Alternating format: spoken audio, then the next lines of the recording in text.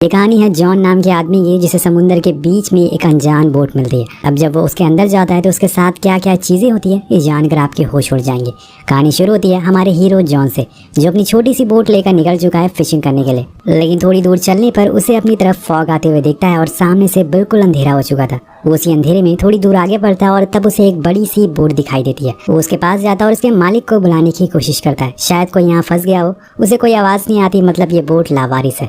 वो पहले तो अपनी छोटी सी बोट को बांधता है और उसके ऊपर चढ़ जाता है और फिर बड़ी वाली बोट पर चढ़ जाता है। अंदर जाने पर बोट बिल्कुल नॉर्मल लग रही थी। वहाँ जो खाना रखा हुआ था वो भी फ्रेश था, मतलब कि इसे ज्यादा टाइम नहीं हुआ है यहाँ पर खड़े हुए। जॉन बोट स्टार्ट करने की कोशिश करता है लेकिन वो नहीं होती, जिसके बाद वो दूरबीन से आसपास देखता है कि शायद इसका मालिक कहीं आसपास हो और उसे दिख जाए, पर दूर दूर तक कोई भी नहीं था। वो रेडियो पर भी मैसेज कंट्रोल रूम में भेजता है, एक अबैंडन बोट यहाँ फंसी हुई है, अगर कोई मुझे सुन रहा है तो प्लीज जवाब दे। लेकिन कोई जवाब नहीं आता। ये सारी चीजें करने के बाद वो दोबारा डेक पर जाता है। अब वहाँ पहुंचकर उसके होश उड़ जाते हैं क्योंकि उसकी छोटी बोट वहाँ से गायब थी। लेकिन उसने तो अपनी बोट बांध रखी थी, तो वो कैसे गायब हो गई, यही सोचकर उसके दिमाग फटने लगता है। और एक तो ये बोट बंद है और ऊपर से उसकी बोट गायब है। अब वो मैप में देखने की कोशिश करता है कि आखिर वो किस जगह पर फंसा हुआ है, पर उसे कुछ भी पता नहीं चलता क्योंकि आसपास सिर्फ पानी ही पानी है।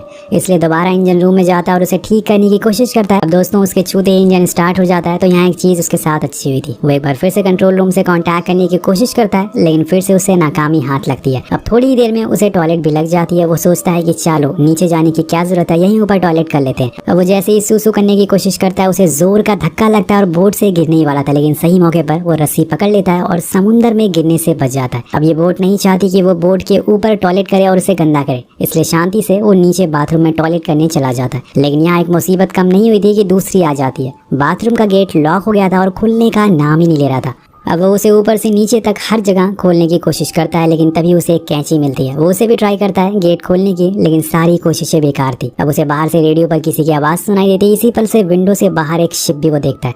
अगर वो बाहर नहीं गया तो शिप यहाँ से चला जाएगा और वो फिर से अकेला रह जाएगा। इसलिए वो अपनी पूरी ताकत लगा देता है उसे खोलने के लिए उस डोर को, लेकिन फिर भी कुछ नहीं होता। अब वो विंडो से बाहर शिप को एक कपड़ा दिखाता है कि शायद वो उसे देख कर रुक जाए, लेकिन वो छोटा सा कपड़ा कैप्टन देख नहीं पाते और शिप जाने लगता है। जॉन को एक दूसरा आइडिया आता है। वो एक रस्सी से अपनी बोट को रोकने की कोशिश करता है। उसकी ये कोशिश काफी अच्छी थी, लेकिन तभी वो रस्सी जाकर इंजन के फैन में फंस जाती है और दूसरी तरफ की रस्सी जॉन के गले में। वो रस्सी खिंचती जा रही थी और जॉन का गला दबता जा रहा था। एक समय ऐसा आता है जब जॉन मरने ही वाला था, लेकिन वो जैसे भी करके उस रस्सी को अपने गले से निकाल लेता है और मरते मरते बचता है। और तभी वो शिप उसकी छोटी सी बोट से टकराती है और उसे काफी चोटें भी आती है। जब वो शीशे में खुद को देखता है तो उसकी हालत बहुत खराब हो चुकी थी। ऐसा लग रहा था कि उसने गलती कर दी इस बोट पर आकर। अब वो और ताकत लगाता है उस गेट को खोलने की, लेकिन ऐसा लग रहा था कि किसी ने उसे पकड़ रखा है उस डोर को और वो खुलने का नाम नहीं ले रहा था। अब जॉन को भूख और प्यास भी लगने लगी थी। वो शार से पानी पीने की कोशिश करता है, लेकिन उसमें भी पानी खत्म हो चुका था। और तभी उसकी नजर फर्श पर पड़ती है। अब बोट में टक्कर की वजह से छेद हो गया था और पानी भरने लग गया था। वो उसी पानी को पीने लगता है, लेकिन अब वो इन सब चीजों से परेशान हो चुका है और उसे अभी भी लग रहा था कि बोट में कोई इंसान मौजूद है। जॉन रोते हुए उस इंसान से रिक्वेस्ट करता है कि प्लीज मुझे जाने दो, मुझे कुछ भी नहीं चाहिए। लेकिन फिर भी डोर नहीं खुलता और वहीं ऊपर हम देखते हैं कि बोट अपने आप चल रही है। धीरे धीरे अब रात हो गई है, लेकिन जॉन अभी भी वहीं फंसा हुआ है। तभी उसकी तरफ तेज तूफान और बारिश आती है। इस तूफान की वजह से पूरी बोट ढोलक की तरह इधर उधर घूम रही थी। अब उस जगह पानी भरना शुरू हो गया था और जहाँ जॉन फंसा हुआ था। जॉन की समझ नहीं आ रहा था कि वो करे तो करे क्या। अब वो बस चुपचाप वहीं बैठ जाता और जब उसकी आंख खुलती है तो तूफान शांत हो चुका था, लेकिन जॉन बैठे बैठे अकड़ चुका था। उसकी उंगलियां अकड़ गई थी। बोट में कंधे तक पानी भर चुका था। वो बड़ी मुश्किल से खड़ा होता है और एक बार फिर कोशिश करता है कि शायद इस बार गेट खुल जाए। इस बार वो पानी के नीचे जाता और देखता है कि गेट तो पहले से खुला है, किसी ने गेट को खोल दिया था। अब वो जोर का धक्का देता और उसे तोड़ कर बाहर आ जाता है। वो सबसे पहले तो भागते हुए डेक पर जाता है और खुली हवा में सांस लेता है। उसे समझ नहीं आ रहा था कि एक्चुअल में इस बोट पर हो क्या रहा है। ऐसा लग रहा है कि इस बोट को किसी आत्मा ने अपने वश में कर लिया है और इसे चला रही है। अब उसे यहाँ से कैसे भी करके निकलना है तो उसे एक आइडिया आता है। वो कुछ एयर बैग्स निकालता है और नीचे से वही बाथरूम का फ्लोर वाला जो डोर होता है वो लाता है। फिर उन दोनों की मदद से वो बोट बनाता है जिससे कि यहाँ से निकल सके। अब बोट तो बन गई थी, लेकिन रास्ते के लिए कुछ खाना भी चाहिए था। तो बोट से कुछ खाने का सामान लेता है और वो अपनी छोटी सी बोट बड़ी वाली बोट से बांध देता है ताकि उसके साथ साथ वो यहाँ से निकल सके। लेकिन जैसे ही वो उस राफ्ट पर बैठता है वो बोट वहीं खड़ी हो जाती है, बड़ी वाली। बोट हिलने का नाम ही नहीं ले रही थी। ऐसा लग रहा था कि बोट नहीं चाहती कि जॉन यहाँ से जाए।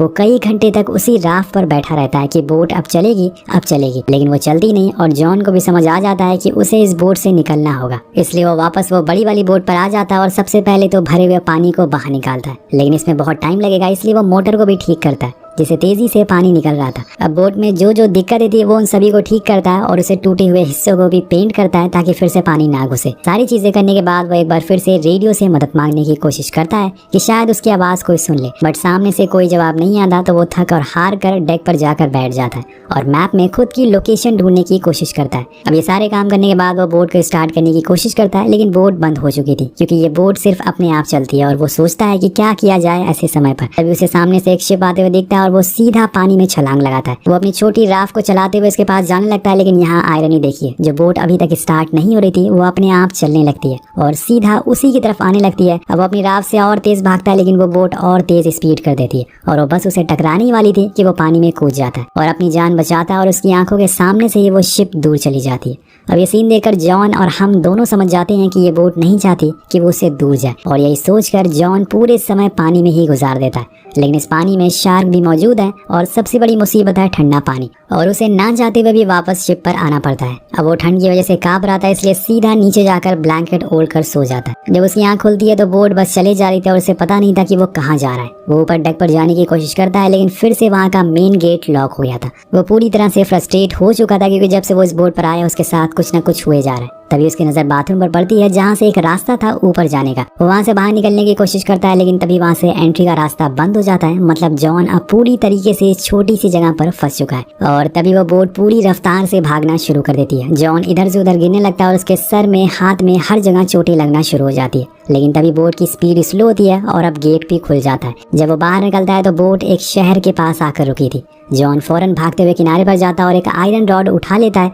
उसे लग रहा था कि कोई आदमी यहीं छुप कर इस बोट को चला रहा है और उसी ने जॉन को किडनैप किया। लेकिन बहुत देर छानबीन करने के बाद उसे वहाँ कोई भी नहीं मिलता, तो जॉन वापस से बाहर आता है। लेकिन अब जो मंजर वो देखता है उसके होश उड़ जाते हैं क्योंकि बोट अपने आप चल रही थी और वो जॉन को किनारे पर छोड़ कर जा रही थी। उसे समझ आ जाता है कि जरूर कोई शक्ति इस बोट को चला रही है और वो बोट फिर से अपने नए शिकार पर निकल चुकी थी। जॉन उस जगह की सबसे ऊपर वाली चोटी पर जाता है और समुद्र को देखता है और फिर से यहाँ से बाहर निकलने की कोशिश करता है, लेकिन घूम फिर कर फिर से वहीं आ जाता है। तभी उसे वहाँ अपनी बोट मिलती है जिससे वो समुद्र में गया था मूवी की शुरुआत में, लेकिन अब वो फिर से वापस किनारे पर आ गई है। अब वो बोट किनारे तक कैसे आई या फिर इस बोट में क्या था, इसी सस्पेंस के साथ ये कहानी खत्म हो जाती है।